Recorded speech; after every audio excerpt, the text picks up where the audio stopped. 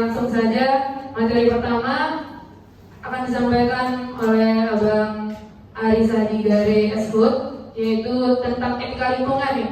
Korelasi antara sikap, tingkah laku kita manusia terhadap lingkungan, apakah dapat menyumbang atau mempengaruhi alam yang menimbulkan bencana alam itu sendiri. Kepada saudara Ari. Memang banyak hal yang perlu kita bahas, diskusikan, dan cukup inspiratif dari teman-teman untuk menjadi inisiator dari Posthard Wanapala NTB. Sedikit sebenarnya ada ide tentang TRC, tim reaksi cepat. Jadi kalau dokumenter gempa dulu 2018, kita dari pecinta alam membuat namanya RPAI dulu, Relawan Pecinta Alam Indonesia. Kita mengumpulkan juga kawan-kawan yang ada sekota Mataram untuk melakukan kegiatan evakuasi. Karena kalau di rumah kita menunjukin orang pakai tangan kiri kan bukan etika di rumah saya. Tapi kalau di beberapa tempat kadang tunjukin pakai tangan kiri tidak ada masalah kayak gitu. Makanya kebiasaan, moral kebiasaan itu penting. Jadi jangan heran kalau misalkan di rumah kita menyuruh orang menunjuk menggunakan tangan kanan, tapi begitu kita keluar daerah, kalian ditunjuk tangan kiri, dia tidak sopan. Jangan kita menganggap orang itu tidak sopan, tapi ternyata itu udah kebiasaan di tempatnya. Jadi kita harus mengerti tentang etika tersebut atau moral tersebut. Next. Nah, lingkungan, coba saya definisikan lingkungan. Lingkungan adalah kesatuan ruang dan isinya seperti ini. Ada lingkungan keluarga, lingkungan sosial, lingkungan pendidikan, dan sebagainya. Next. Nah, sesuai dengan KBBI, lingkungan ini diartikan sebagai daerah atau kawasan seluruh bagian tempat yang di dalamnya ada biotik atau anabiotik. Biotik jelas yang tidak hidup, ya, batu apa segala macam juga masuk unsur daripada lingkungan. Yang tidak keren kalau kira-kira kita pergi ke sungai terus nggak ada batunya, isinya cuma air aja, kan gak bagus tuh kayaknya. Jadi seperti itu dari pemahaman dari KBBI. Terus next, lingkungan segala sesuatu yang ada di sekitar manusia yang bertimbal balik, ya kan? Pastinya kita membutuhkan sesuatu hal yang benda mati, baik apapun itu yang memang kita gunakan seperti itu. Next. Nah, etika lingkungan. Etika lingkungan adalah refleksi kritis tentang norma dan nilai atau prinsip moral yang selama ini dikenal di komunitas manusia. Jadi sedikit ya, etika lingkungan ini tidak terbakukan. Jadi sampai beberapa filosof dari tahun 1800, 1700-an di Eropa, ternyata etika lingkungan adalah pemahaman dari suatu hal kegiatan ini, diskusi kebencanaan. Berarti ada apa dengan kondisi kita yang ada di tempat ini sehingga kenapa kita harus penting untuk memahami tentang kebencanaan, ya? Itu yang perlu kita sadari. Salah satunya itu refleksi kritis yang menurut saya, dan sudah sejauh mana moral kita ini respect. Karena kalau kita ngomong etika, kemudian kita ngomong lingkungan, sebagaimana etika kita sudah positif gak terhadap lingkungan. Jadi jangan sampai etika sama ayamnya aja yang bagus, tapi secara lingkungan beda. Pergi kencan, meninggalin jejaknya. Jadi kalau kita bilang sisa kegiatan, ya kan, banyak meninggalkan sisa kegiatan atau membuat bekas-bekas kegiatan, itu tidak baik secara etika. Lanjut. Nah, ini sedikit berat. Berat saya bilang, kenapa saya bilang ini? Ini filosofis lama ya, lama sekali. Hampir saya mencari jurnal itu hampir di Eropa selalu, sampai filsuf itu mengatakan hampir 1940-an, 1930-an, baik itu antroposentrisme, biosentrisme, ekosentrisme. Nah, coba kita kupas sedikit, apa sih? Kenapa seorang cicil ini, Bu, Pak, tidak kecil artinya, Bu. Itu nama waktu masih sekolah. Jadi alat-alat persicilannya tadi. Next. Nah, antroposentrisme yang memiliki, saya coba menggabungkan dari beberapa item manusia sebagai pusat sistem alam semesta, manusia mempunyai hak, kepentingan dan nilai atas alam. Kepentingan manusia paling utama, paling penting, paling tinggi.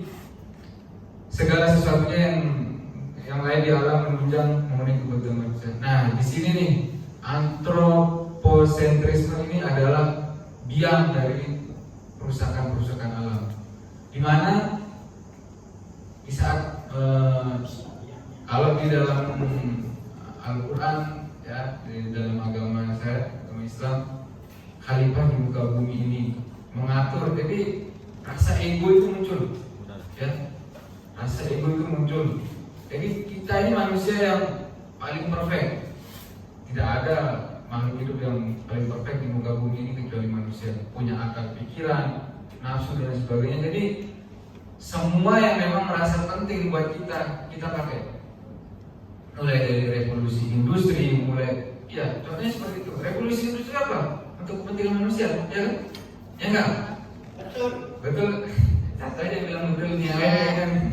Ya revolusi industri itu Betul. untuk kita. Jadi dari situ tuh udah mulai aktivitas perusahaan kayak gitu.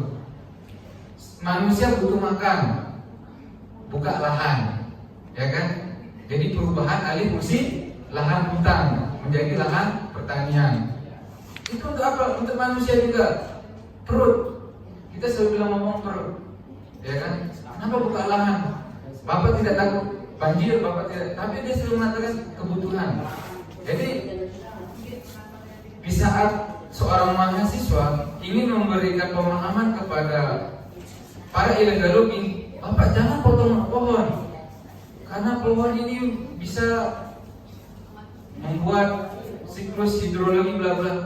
Tapi kan perut, kebutuhan ekonomi akan dibentukkan seperti itu. Makanya antroposentrisme ini cukup bisa dibilang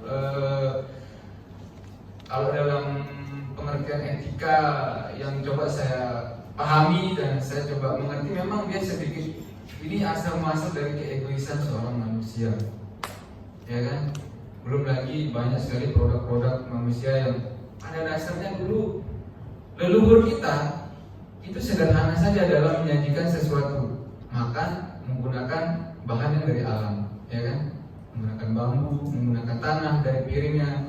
Namun merasa kepentingan manusia itu lebih tinggi, buat mulai dari besi, kaca, semua digali, keramik muncul dan segala macamnya. Itu suatu dimana pemikiran manusia itu semakin lama semakin meningkat dan kebutuhannya semakin merasa memuaskan dirinya itu tidak akan ada henti-hentinya. Mulai yang biasanya menggunakan tanpa alas kaki. Kalau saya bilang ada orang di rumah itu tidak menggunakan alas kaki, alhamdulillah dia terlalu sehat, tidak punya penyakit. Ternyata setelah diriset, orang yang punya penyakit detail di dalam tubuh, dia jarang bersentuhan dengan bumi. Sedangkan bumi ini adalah ground. Kalau di dalam dulu waktu saya STM, ground ini netral. Jadi bumi ini memiliki penetral. Jadi coba teman-teman sekali, kalau punya sandal iseng dah 10 menit, nggak usah pakai alas kaki. Itu juga akan mempengaruhi. Jadi paling tidak kesedot nih, biar tubuh kita semakin netral. Itu satu hal yang menurut saya ternyata kita semakin kekinian, ternyata kita memanjakan diri, ya, memanjakan diri yang pada dasarnya akhirnya berimbas terhadap penyakit kita juga kayak gitu.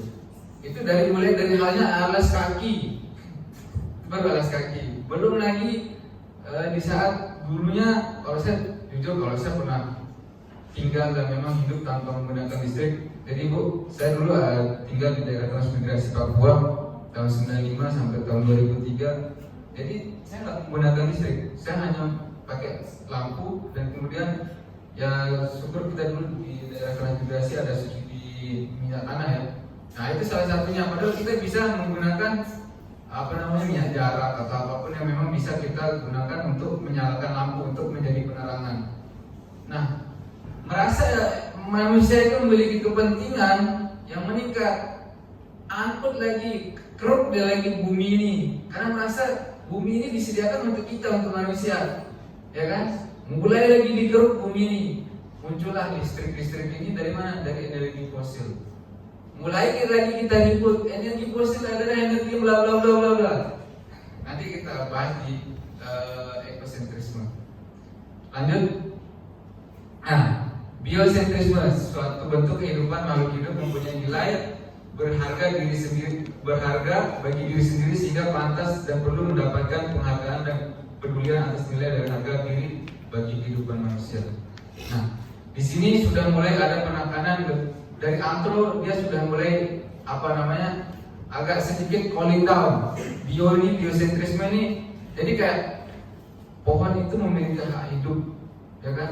Sebenarnya dia bernyawa, sebenarnya dia juga berzikir kepada sang penciptanya. Namun manusia yang sebagai orang yang saya khalifah di muka bumi ini, ngapain saya harus kayak gitu, potong kayak gitu. Pada dasarnya mereka juga sebenarnya memiliki sumbangsi besar terhadap kehidupan kita kayak gitu. Banyak hal.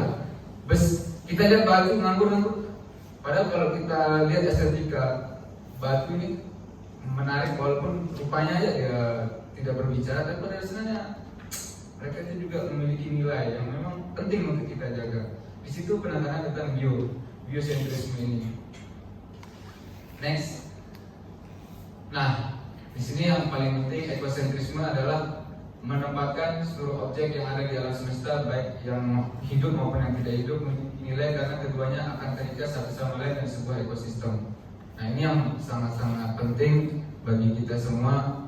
Di ekosentrisme ini manusia itu mulai berpikir gunung itu berhak untuk memberikan hawa dingin kalau bahasanya Rocky Gerung. Pohon itu berhak untuk menampung burung-burung itu untuk berkicau. Kemudian laut itu berhak untuk menjadikan mereka sebagai mana yang kita harus turun ke dasarnya baru kita bisa melihat keindahan tanpa kita harus membawa mereka pulang. Jadi kalau di tadi mungkin sedikit yang belum saya jelaskan, Anda kutip ya, untuk mengikat bahwa keindahan alam yang ada di areal kita, contoh taman. Saya nggak akan mengkritik Universitas Mataram karena saya alma mater, saya juga dulu Unram juga.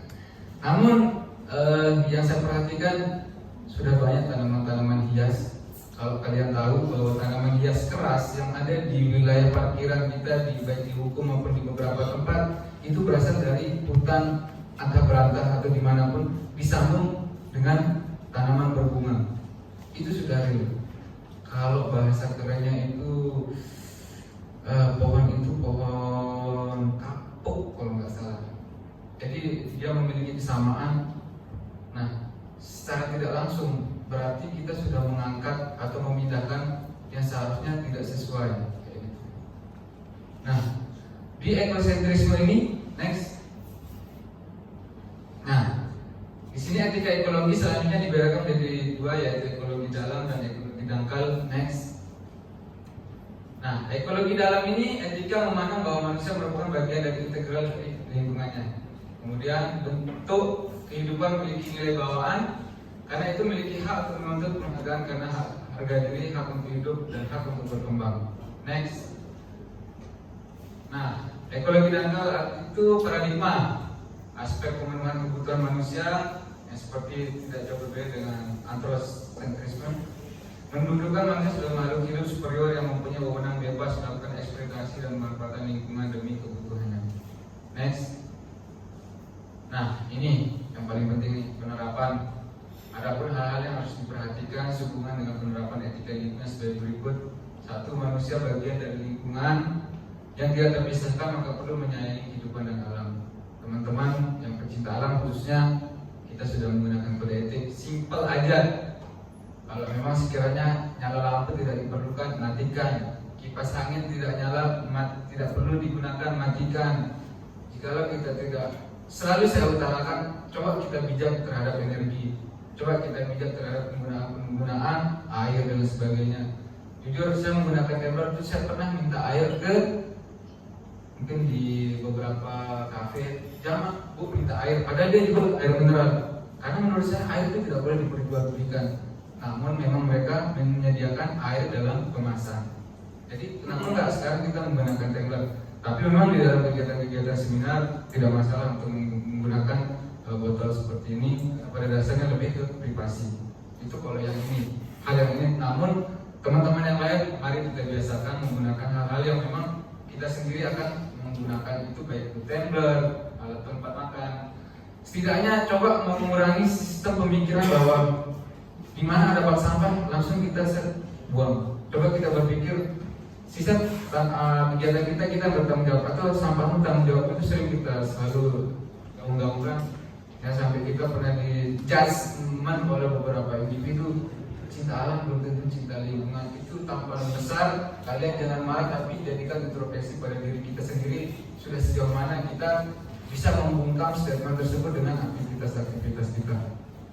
Yang kedua, kebijakan penggunaan sumber daya alam yang terbatas, sangat terbatas. Walaupun tanda kutip batu bara yang ada di Pulau Sumatera, Pulau Kalimantan bermiliar ton, namun tetap mereka ada batasnya.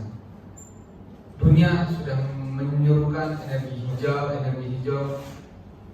Wapala berapa kali mengidentifikasi bagaimana pesisir pantai sudah berkurang di tahun lalu.